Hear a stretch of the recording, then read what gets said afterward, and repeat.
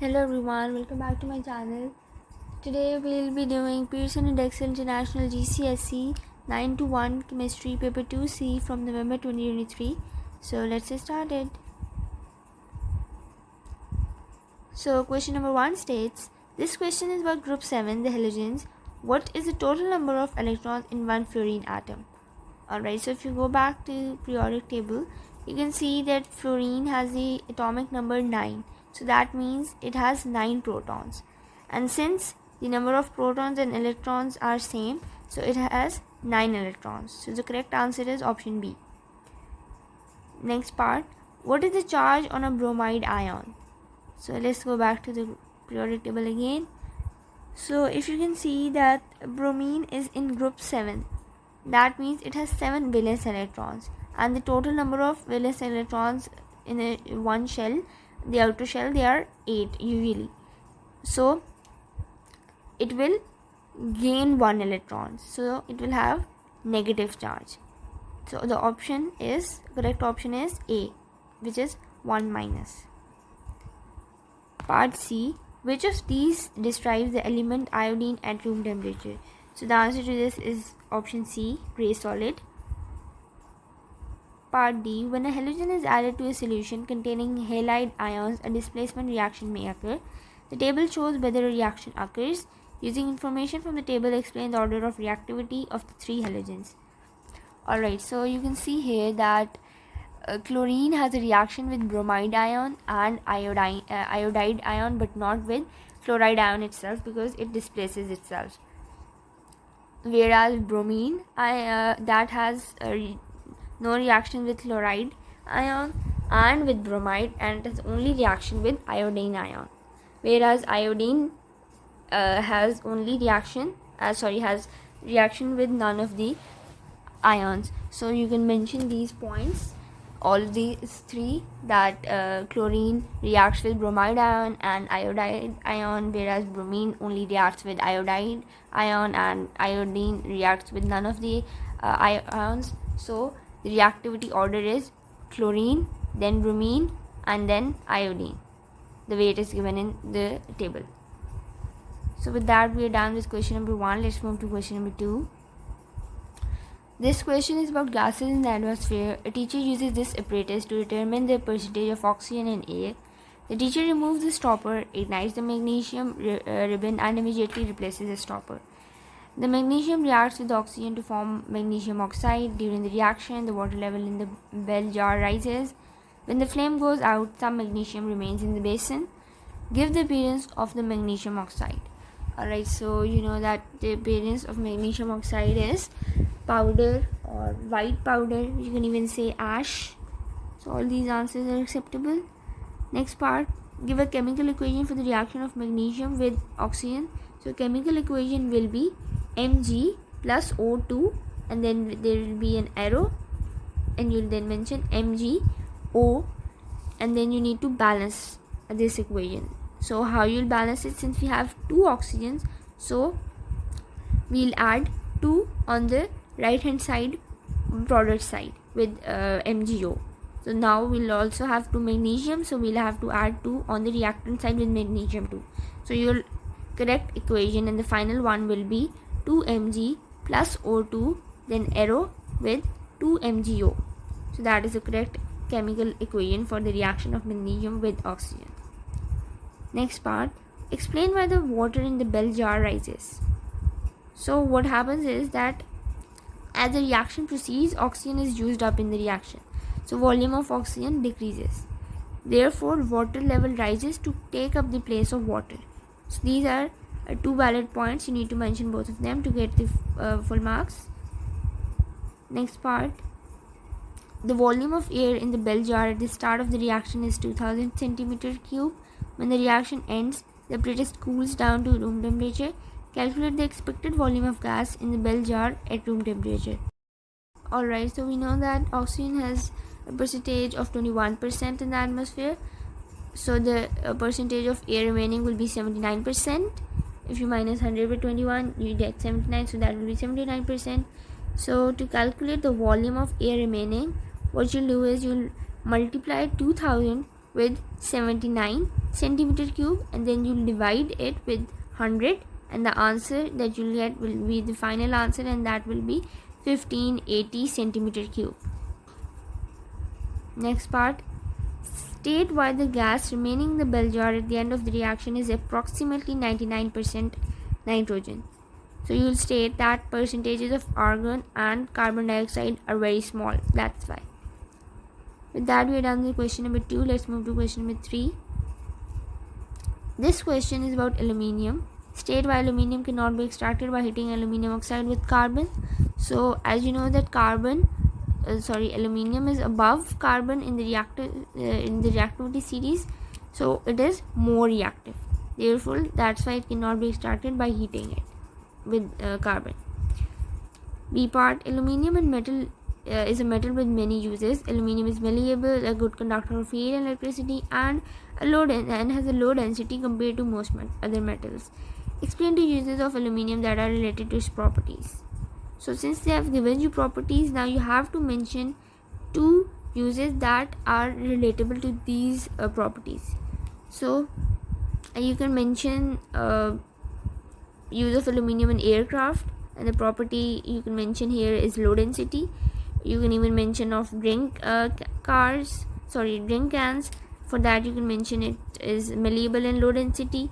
And another one which you can mention is its use in pans and its property of good conductor of heat. So these are 3 uses. You should mention any 2 of them with proper explanation. That we're done with this part. Let's move to the last part. The diagram represents the structure of pure aluminium and the structure of an alloy of aluminium. Use the diagram to explain why the alloy is harder than pure aluminium. Right, so for this one you can see over here that pure aluminium has regular sized atoms, whereas alloy of aluminium has irregular sized atoms. The 2 of them are relatively larger atoms. So what happens is that in pure aluminium, the metal layers of atoms, they can slide over each other easily, whereas in alloy, different sized atoms disrupt the overall structure, which prevents the layers of the atoms or the cations from sliding over each other. So you can mention all these points. With that, we are done with question number 3.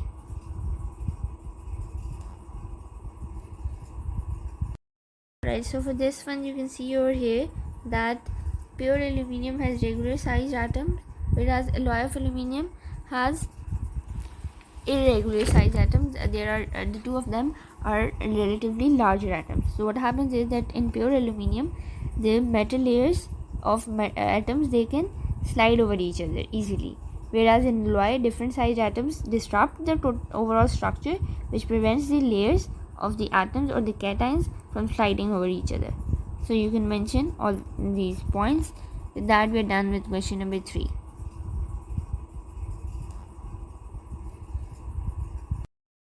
Alright, question number 4 states a student uses this method to investigate the reaction between sodium hydroxide solution and dilute hydrochloric acid. Pour 25 cm cube of dilute hydrochloric acid into a glass beaker. Measure the temperature of the acid. Add 5 cm cube of sodium hydroxide solution and stir the mixture. Record the highest temperature reached. Continue to add further 5 cm cube portions of sodium hydroxide solution until a total of 40 cm cube has been added. And finally, record the temperature after adding each 5 cm cube portion of sodium hydroxide solution. Now part 8 says, stage 2 factors that the student must keep constant to make this a valid investigation. So the 2 factors can be the rate, or the rate of same stirring, or concentration of sodium hydroxide solution, or you can even mention temperature of sodium hydroxide solution. So you can mention any 2 of these. B part, explain how using a polystyrene cup instead of glass beaker would increase the accuracy of the results. So polystyrene cup is an insulator, so that will reduce heat loss, which will lead to more accurate temperature change. C part, the graph shows the student's results. Use the graph to determine the maximum temperature change in degrees Celsius. So it has 1 mark only.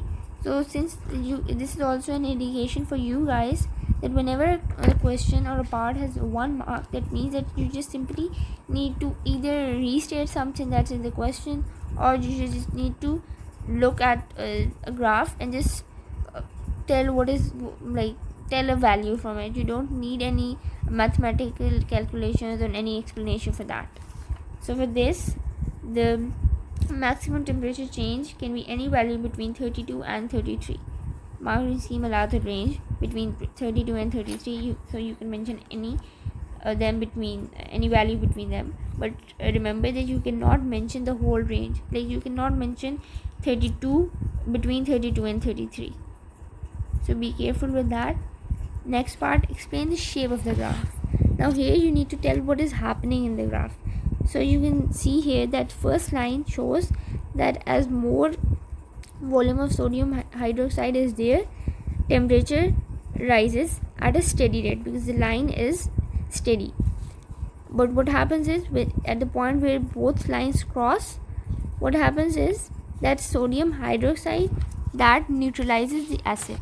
And then finally the second line that shows that there is no further reaction, since it shows a decrease, and then it also shows that the cool sodium hydroxide that decreases the temperature.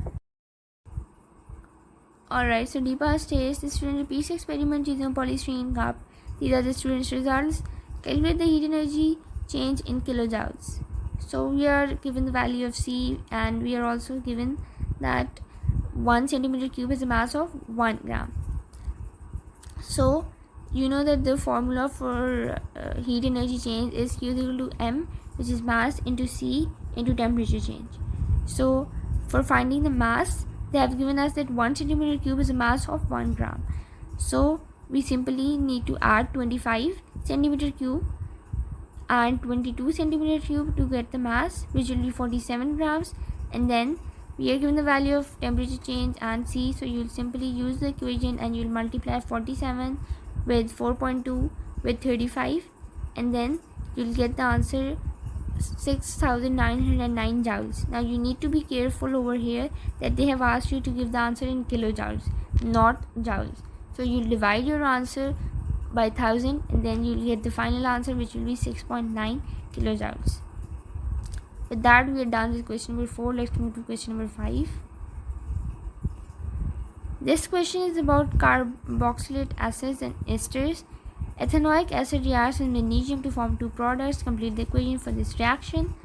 Alright, so the equation will be 2CH3 COOH plus Mg, and then arrow, and then the one product they have given. The next one will be H2, hydrogen. Next part, give two observations that could be made during this reaction.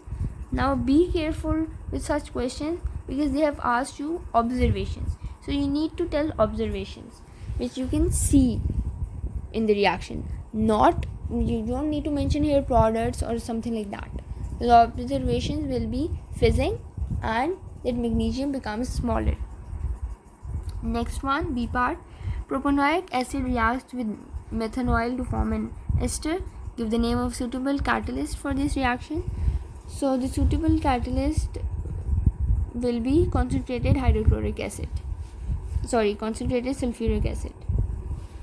Next one, what is the structure formula of the ester that forms? So the correct answer will be option C. Then next part, a polyester can be made by reacting ethanoic acid with ethanoil.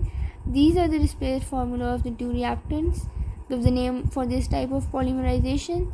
So this type of polymerization is called condensation polymerization. So you need to mention that. Next part, give the name of the other product of this reaction. So that will be water. Then next, draw the displayed formula for the repeat unit of the polyester that forms. So now be careful, they have asked you for the repeat unit, not for the normal one. So for that, the formula will be C. Then with C you will add double bonds of oxygen, then another C with double bonds of oxygen, then oxygen, then two C's, that is carbon, and then with carbon you will add hydrogen, and then at the end you will again add O, which is oxygen. But be careful over here that when you are adding double bonds with C, double bonds of oxygen with C, don't add hydrogen bonds too, because one single can form 4 bonds. If you add hydrogen too, that can lead to greater bonds. So be careful with that. And another thing that you need to be careful with is, since they have asked you repeat unit, so with the first one and the last one, C and O, the first C and the last O, on the on the left hand side of C and on the right hand side of O, you don't have to mention anything, any reactants, any products. Just add a straight line and leave it. So be careful with these. Next one, what is meant by the term biopolyester? So the term biopolyester means a polyester that is biodegradable. With that, we're done with question number 5. Let's move to question number 6. The diagram shows 2 pieces of apparatus used in a titration. Give the name of these pieces of apparatus. So as you can see here that X is pipette and Y is burette. Next part, give the name of suitable indicator that can be used in an acid-alkali titration. So that can be methyl orange. C part, the student does a titration using sodium carbonate solution and dilute nitric acid. This is the equation for the reaction. The table shows the concentrations of the 2 solutions and the volume of sodium carbonate used in titration. Use the equation and the data in the table to answer these questions. In the first part, calculate the volume of dilute nitric acid that a student would need to neutralize the sodium carbonate solution. So for this, you will first of all calculate the moles of sodium carbon dioxide solution. For that, you will multiply 0.220 by 25.0 and then you will divide that by 1000, and the final answer that you will get will be 0.0055, which will be the moles of sodium carbon dioxide solution. Then you will calculate the moles of dilute nitric acid. For that, you will multiply the moles of sodium carbon dioxide solution 0.0055 by 2, and the answer that you will get will be 0.011. And then finally you will calculate the volume of dilute nitric acid by multiplying 0.011 the moles of dilute nitric acid with 1000, and then you will divide that by 0.350 the concentration of nitric acid, and finally you will get the volume, which will be 31.4 centimeter cube. Next part, calculate the volume in centimeter cube of carbon dioxide gas at room temperature that would be produced from the 25.0 centimeter cube of the sodium carbonate solution. At room temperature, molar volume is equal to 24,000 centimeter cube. Alright, so for this, you will use the moles of sodium carbon dioxide solution that you just calculated in the previous part, 0.0055, and you will multiply that by 24 and you will get the answer, which will be 132. That is your final answer. D part and the last part for this question, describe a test to show that sodium carbonate solution contains carbonate ions. So for that, you will add dilute hydrochloric acid to sodium carbonate solution, and then you will test it with lime water and see if it goes milky. Next question, sodium chloride is an ionic compound. Explain why sodium chloride conducts electricity when it is molten or in solution, but not when it is solid. Alright, so when it is solid, what happens is that the ions, they are not free to move. They are fixed together, they are closed. But in molten, they are free to move. That's why they are able to conduct electricity.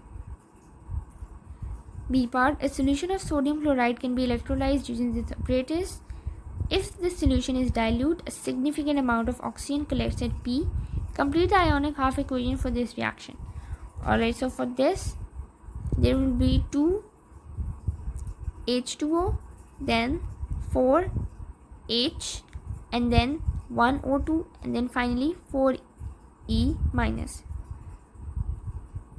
Next part, if the solution is concentrated, chlorine is the main product that collects at P. This is the ionic half equation for the reaction. State why this is an oxidation reaction. Alright, so before answering this, remember to balance the equations. Whenever you are writing any equation, whether it's half equation or otherwise, remember to balance it. C part, the student does the titration using sodium carbonate solution and dilute nitric acid. This is the equation for the reaction.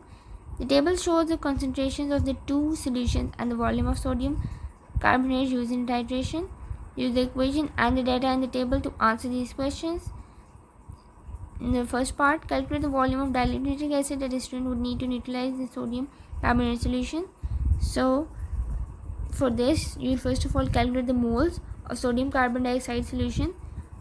For that, you will multiply 0.220 by 25.0 and then you will divide that by 1000, and the final answer that you will get will be 0.0055, which will be the moles of sodium carbon dioxide solution.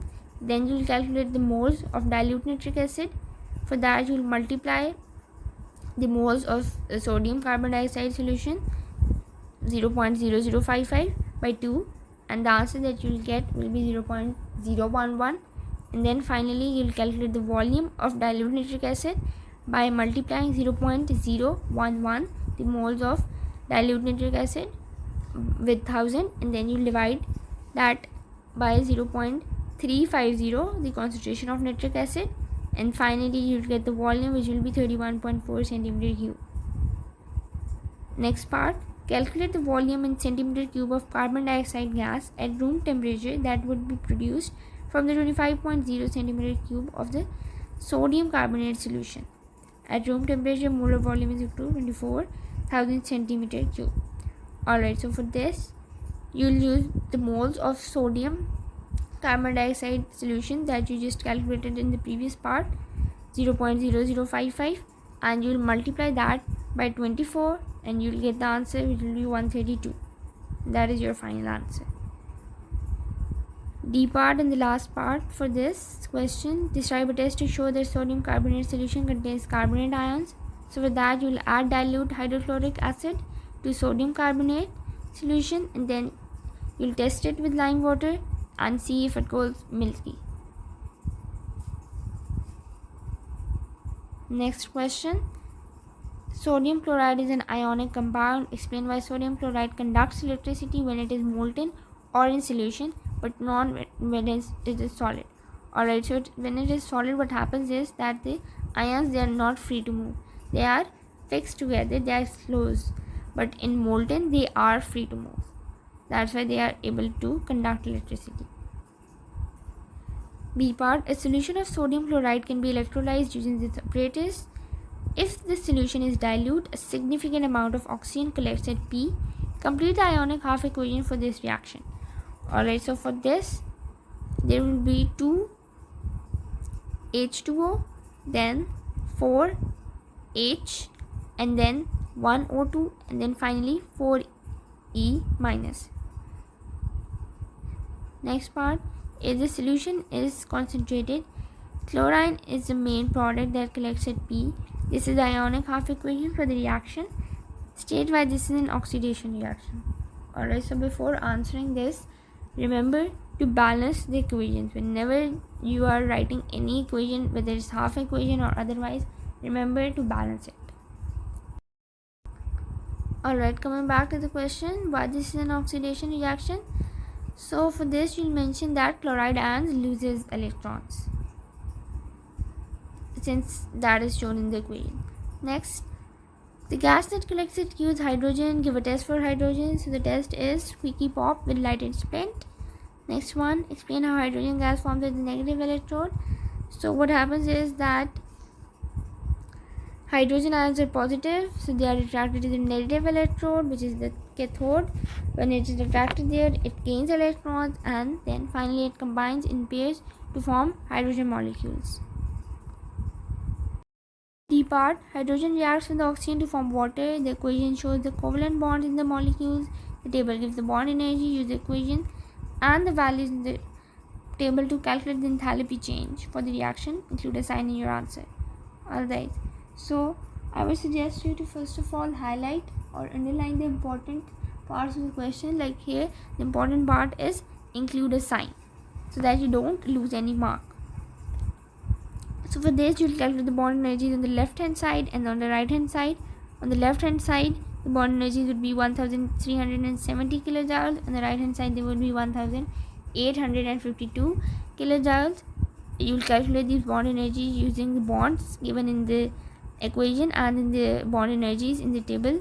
Like for example, on the reactant side there are two hydrogen bonds and the bond energies are 436.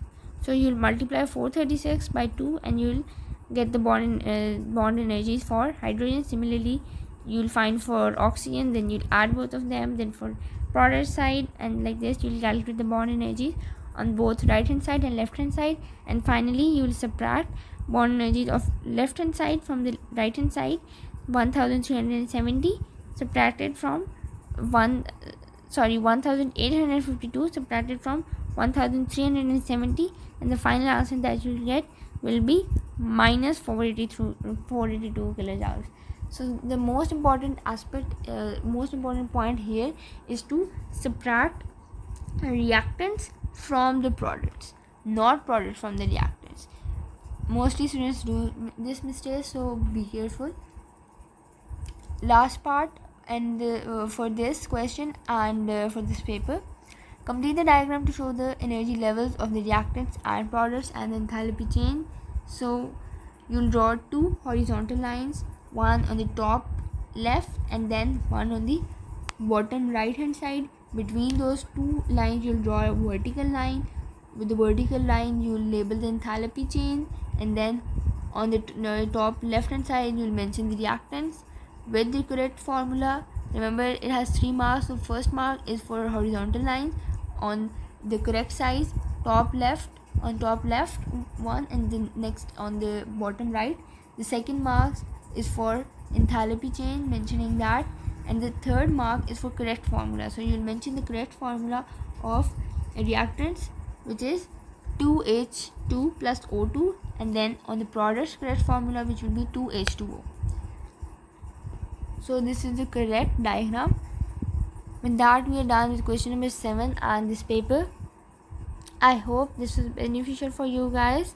If you have any questions, let me know in the comment section. If you want this paper, the PDF of this paper along with the marking scheme, please let me know in the comment section.